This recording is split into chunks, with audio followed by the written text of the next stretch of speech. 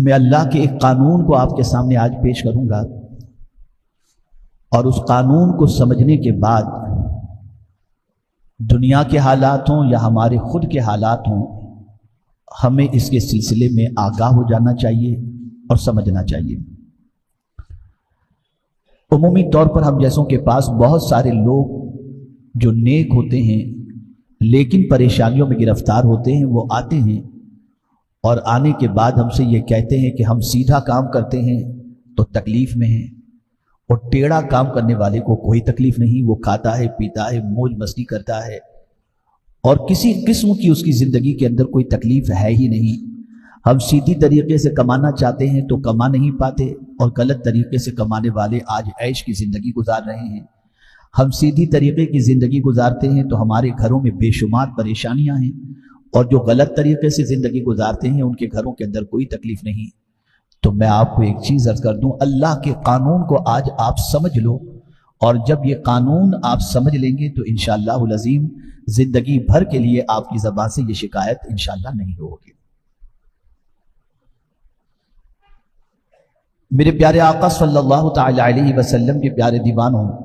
اللہ دے کر بھی آزماتا ہے اور لے کر بھی آزماتا ہے۔ ابھی جو اس وقت دنیا کے حالات ہیں، آپ دیکھ رہے ہوں گے پرٹیکولر ایک علاقے کے اندر آگ کا قہر جاری ہے۔ وہ علاقہ خوشحالی کا علاقہ، جیسا کہ آپ جانتے ہیں لاس اینجلس کے اندر امریکہ میں جو ہو رہا ہے، جن لوگوں نے خواب میں بھی نہیں سوچا تھا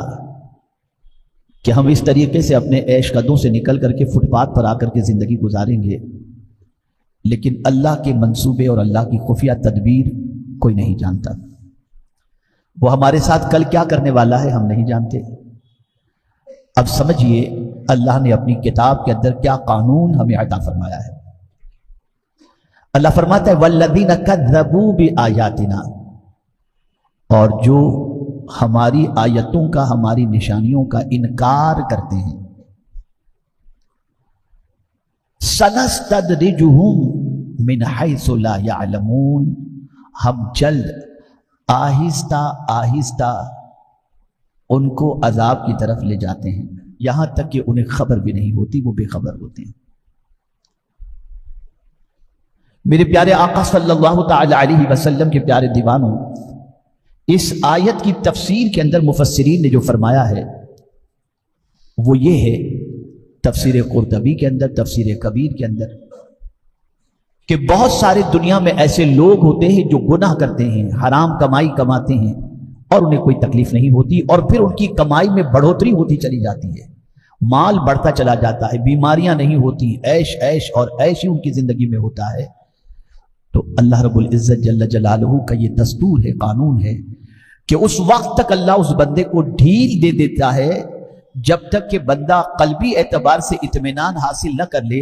کہ اب تو میرا کچھ ہونے والا نہیں، سب کچھ میرے پاس ہے، میری اولاد کے لیے، پر اولاد کے لیے، کئی سالوں کے لیے۔ یہ حرام کے سلسلے میں بتا رہا ہوں، حلال والوں کا معاملہ نہیں ہے۔ آدمی سوچ لیتا ہے کہ میں نے تو سب کچھ کر لیا، یہ اس کی پوزیشن اور اس کی سوچ ہوتی ہے، یہ اللہ کی طرف سے امہال ہوتا ہے، ڈھیل ہوتی ہے۔ اور اللہ عز و جل ارشاد فرماتا ہے کہ آہستہ آہستہ پھر ہم انہیں عذاب کی طرف لے آتے، لیکن کب؟ جب وہ اس کے اندر مست ہو جاتا ہے، بے خبر ہو جاتا ہے، تب آ کر اچانک ہماری پکڑ اس کو ہوتی ہے، اور پھر اس پکڑ سے کوئی اسے بچا نہیں سکتا۔ مفسرین فرماتے ہیں کہ گناہ کے باوجود، اللہ کی نافرمانی کے باوجود، اللہ کے ارشاد کے خلاف زندگی گزارنے کے باوجود، اگر تمہارے پاس عیش کی ساری سہولتیں موجود ہوں اور تمہارے پاس سب کچھ آتا ہی چلا جائے، آتا ہی چلا جائے، آتا ہی چلا جائے، تو تمہیں ڈرنا چاہیے کہ کہیں اللہ کی آگے سخت پکڑ تو نہیں ہونے والی۔ اس کو قرآن نے ایک اور مقام پر فرمایا فَلَمَّا نَسُوا مَا ذُكِّرُوا بِهِ فَتَحْنَا عَلَيْهِمْ أَبْوَابَ كُلِّ شَيْءٍ حَتَّى إِذَا فَرِحُوا بِمَا أُوتُوا أَخَذْنَاهُمْ بَغْتَةً۔ اللہ فرماتا ہے جو لوگ ہماری نصیحتوں کو بھلا دیتے ہیں، کون؟ جو نصیحتوں کو بھلا دیتے ہیں، جن کو نصیحت کی جائے وہ نصیحت کو بھلا دیتے ہیں، تو اللہ فرماتا ہے ہم ان کے لیے ہر چیز کے دروازے کو کھول دیتے ہیں۔ فتحنا علیہم ابواب کل شیء، نصیحت بھلانے والوں کے لیے اللہ ہر چیز کے دروازے کو کھول دیتا ہے، حتی اذا فرحوا، یہاں تک کہ وہ اس میں مست ہو جاتے ہیں اور اس میں خوشیاں مناتے رہتے ہیں۔ اور پھر آگے اللہ فرماتا ہے باقتا، پھر اللہ عز و جل ان کی اچانک پکڑ فرماتا ہے، اچانک پکڑ۔ میرے پیارے آقا صلی اللہ تعالی علیہ وسلم کے پیارے دیوانوں، اس لیے غلط طریقے سے اگر مال آ رہا ہے اور کوئی طبیعت میں فرق نہیں پڑتا، غلط طریقے سے مال آ رہا ہے اور اس کے باوجود زندگی میں کوئی ٹینشن نہیں ہے، غلط طریقے سے مال آ رہا ہے اور سر میں درد بھی نہیں ہے، تو کبھی یہ نہ سوچا جائے کہ میں غلط طریقے سے کمائے ہوئے مال میں سے تھوڑا سا جو دے دیتا ہوں یہ اس کی وجہ سے ہے، نہیں نہیں، بلکہ یہ اللہ عز و جل کی طرف سے ڈھیل ہے، اور پھر اللہ کی جب پکڑ آئے گی تو دنیا کی کوئی طاقت اس پکڑ سے نہیں بچا سکتی۔ اس قانون کو ہمیشہ کے لیے ذہن میں رکھیں، اور جن کی نظر قرآن پر ہوتی ہے نا، وہ اس قانون کو ہمیشہ اپنے پیش نظر رکھتے ہیں۔ یہاں ایک اور تھوڑی سی بات بتا دوں، انسان جب پہلی بار کوئی جرم کرتا ہے تو اللہ درگزر کر دیتا ہے، اور دوسری بار وہی جرم کرتا ہے تو اللہ تعالیٰ تھوڑی سی تکلیف اسے دیتا ہے کہ سنبھل جائے، لیکن پھر بھی وہ نہیں سنبھلتا تو پھر اس کا قانون حرکت میں آتا ہے اور پھر اس بندے کی پکڑ فرماتا ہے۔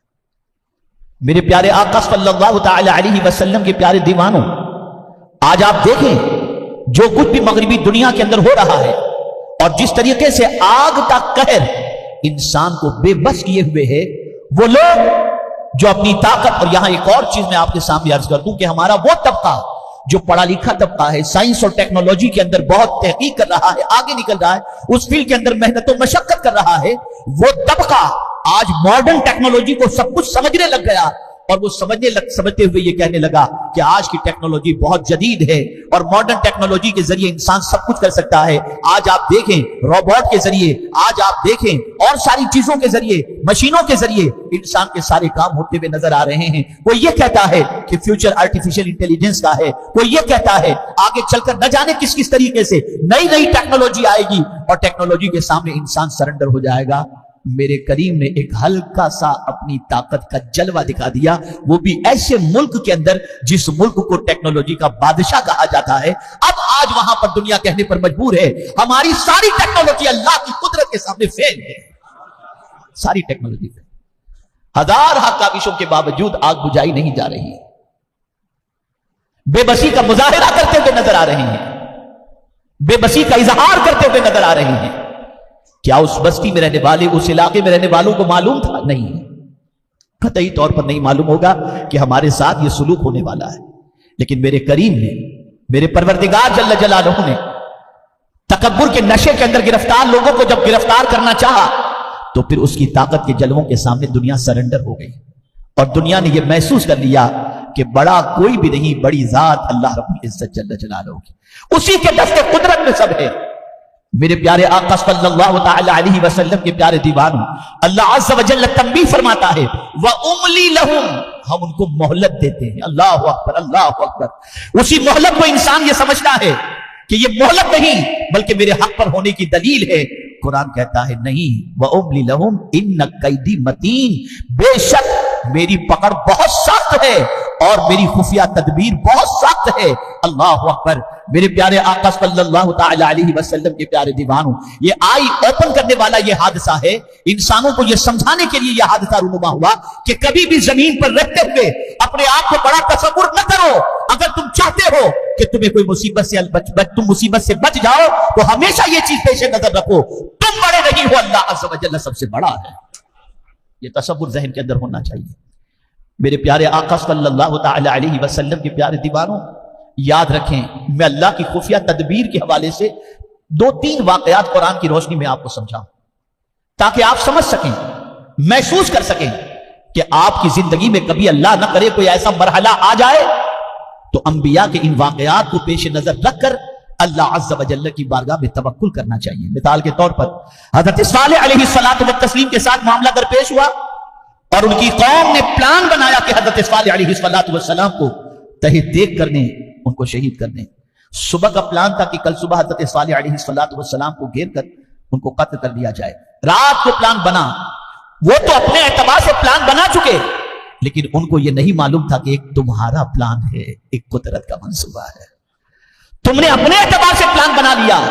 لیکن کریم کی خفیہ تدبیر کو کون جان سکتا ہے؟ وہ مست تھے، ایسے میں اللہ عز و جل نے ایک ایسے عذاب کی لہر چلائی کہ حضرت صالح علیہ السلام کو تو کچھ نہیں ہوا، منصوبہ بنانے والے خواب کے اندر تبدیل ہوئے۔ رسول اعظم صلی اللہ علیہ وسلم کے حوالے سے دیکھیں کہ پیغمبر رحمت صلی اللہ تعالی علیہ وسلم کا دار الندوہ کے اندر پلان بنتا ہے کہ اگر مصطفیٰ جان رحمت صلی اللہ تعالی علیہ وسلم کو شہر بدر کر دیا گیا یا گرفتار کر لیا گیا تو کوئی نہ کوئی ان کو بچا لے گا، چھڑا لے گا، حملہ کرے گا، پھر یہ نکلیں گے، ان کی زبان میں تاثیر ہے، لوگ ان کے کلام کو سنیں گے اور کلام کو سننے کے بعد ان کے پھر گرویدہ ہو جائیں گے۔ اس لیے کوئی ایسا پلان بنایا جائے کہ نہ رہے بانس نہ بجے بانسری، تاکہ ہمیشہ کے لیے جھنجھٹ ختم ہو جائے۔ تو پھر سوال پیدا ہوا کہ اگر محمد صلی اللہ تعالی علیہ وسلم کو شہر بدر کر دیتے ہیں، یا پھر اگر اسی محفل کے اندر دار الندوہ میں شیطان انسانی لباس کے اندر آیا اور آ کر کے شیطان نے یہ مشورہ دیا کہ ایک کام کرو، سارے قبیلے کے لوگوں میں سے ایک ایک نوجوان کو سلیکٹ کرو اور ایک ایک نوجوان ہر قبیلے کا ہو اور سب مل کر محمد صلی اللہ علیہ وسلم کے گھر کا محاصرہ کرو، جب وہ گھر سے نکلے ان کو اسی موقع پر قتل کر دو۔ اللہ اکبر۔ دار الندوہ کے اندر منصوبہ بنایا ہوا یہ پلان جب فائنل ہو جاتا ہے تو آقا کریم صلی اللہ تعالی علیہ وسلم اپنے گھر کے اندر آرام کر رہے ہوتے ہیں اور دشمن باہر سے گھیر لیتا ہے کہ مصطفیٰ جان رحمت صلی اللہ علیہ وسلم نکلیں اور ان کو شہید کر دیا جائے۔ گھیرا کیے ہوئے ہیں، لیکن اللہ کی تدبیر کوئی نہیں جانتا۔ اللہ اکبر۔ میرے آقا صلی اللہ علیہ وسلم کو حضرت جبریل امین علیہ الصلوۃ والتسلیم نے خبر دے دی کہ یہ پلان بنا ہے اور اللہ نے آپ کو ہجرت کا حکم عطا فرمایا۔ باہر دروازے پر دشمن موجود ہیں اور گھر کے اندر مصطفیٰ جان رحمت صلی اللہ علیہ وسلم موجود ہیں۔ آقا کریم صلی اللہ علیہ وسلم نے اپنے بستر پر مولا علی کو سلایا اور حضور صلی اللہ تعالی علیہ وسلم سورہ یاسین کی ایک آیت پڑھ کر مٹھی کے اندر موجود مٹی پر رسول اعظم صلی اللہ علیہ وسلم نے دم کیا، یوں پھینکا، سب کی آنکھیں اندھی ہو گئی اور حضور صلی اللہ علیہ وسلم ان کے درمیان سے گزر گئے۔ اور صبح جب دروازہ کھلا اور باہر مولا علی نکلے تو ان کو حیرت ہوئی، سب تیار تھے سرکار صلی اللہ علیہ وسلم کو شہید کرنے کے لیے، لیکن حضور کی جگہ پر جب مولا علی کو دیکھا تو دنگ رہ گئے۔ پوچھا کہاں ہے محمد صلی اللہ علیہ وسلم؟ کہا مجھے کیا خبر، میں تو آرام کر رہا ہوں، وہ تو کب کے چلے گئے۔ اللہ اکبر۔ اللہ عز و جل نے واضح فرما دیا دشمنوں ایک تمہارا منصوبہ ہے اور ایک ہمارا منصوبہ ہے، ہوگا وہی جو ہم چاہیں گے، تم جو چاہو گے وہ کبھی ہو ہی نہیں سکتا ہے۔ اے رسول اعظم صلی اللہ علیہ وسلم کے دیوانوں، ہمیں اس سے کیا سبق حاصل ہوتا ہے؟ ہمیں کیا نصیحت حاصل ہوتی ہے؟ ہمیں یہ نصیحت حاصل ہوتی ہے کہ کبھی بھی اس بات کو ذہن میں رکھنا کہ گناہوں کے باوجود بھی اگر ہمیں کوئی تکلیف نہیں آتی تو ڈرنا چاہیے کہ کہیں اللہ ہمیں مہلت دے کر پکڑنے والا تو نہیں۔ اس کو ذہن میں رکھنا، خوش مت ہو جانا۔ آج ہم دیکھتے ہیں بہت سارے لوگ اللہ کی نافرمانی میں اتنے ڈوبے ہوئے ہیں کہ دولت کے نشے میں چور ہو کر وہ ایسے ایسے خرافات کرتے ہیں کہ سمجھتے ہمارا کوئی کیا بگاڑے گا، ہمارے پاس تو اربوں روپے موجود ہیں۔ تم نہیں جانتے کہ اللہ کی خفیہ تدبیر تمہارے سلسلے میں کیا ہے۔ اب خفیہ تدبیر کی ایک جھلک بتا دوں اور اپنی گفتگو کو ختم کروں۔ کبھی اللہ اتنی مہلت دیتا ہے، جیسے مثال کے طور پر شادی ہو گئی، جوانی ہے، آپ سب زندگی گزار رہے ہیں، عیش کی زندگی گزار رہے ہیں، آ رہا ہے پیسہ ہے، کھا رہے ہیں، پی رہے ہیں، سب کچھ، اور پھر اللہ ڈھیل دیتا ہے یہاں تک کہ عمر کے اس حصے میں انسان پہنچتا ہے جب لاچار ہو جاتا ہے۔ اس وقت اس کے اور بیوی کے درمیان اختلاف پیدا ہوتا ہے۔ ابھی تازہ ترین واقعہ آپ کو بتاؤں تو حیرت ہوگی۔ مدینہ منورہ کی بات، الحمدللہ سرکار صلی اللہ علیہ وسلم کی نالے پاک کا صدقہ ہے کہ گزشتہ جمعہ میں مدینہ شریف ہی میں تھا، الحمدللہ مدینہ شریف میں تھا۔ رات کے وقت افطار کے بعد ایک بوڑھا اور بوڑھی دونوں کے درمیان اختلاف ہوا حرم شریف کے اندر، یعنی مسجد کے صحن کے اندر۔ اور آپ کو حیرت ہوگی اس عمر کے اندر کہ میں سمجھتا ہوں کہ دونوں کی عمر 65 کے اوپر کی ہی ہوگی۔ شوہر بیوی کو ڈھونڈ رہا تھا، بیوی کچھ لینے چلی گئی ہوگی، آنے میں تاخیر ہوئی، شوہر وہاں پر چپل لے کر مارنے کے لیے دوڑ رہا ہے اور بیوی گالی گلوچ کر رہی ہے۔ یہ اللہ کی خفیہ تدبیر ہے، انسان اسے نہیں سمجھتا۔ گناہوں کے اندر زندگی گزارنے کے بعد جب وہ انسان اس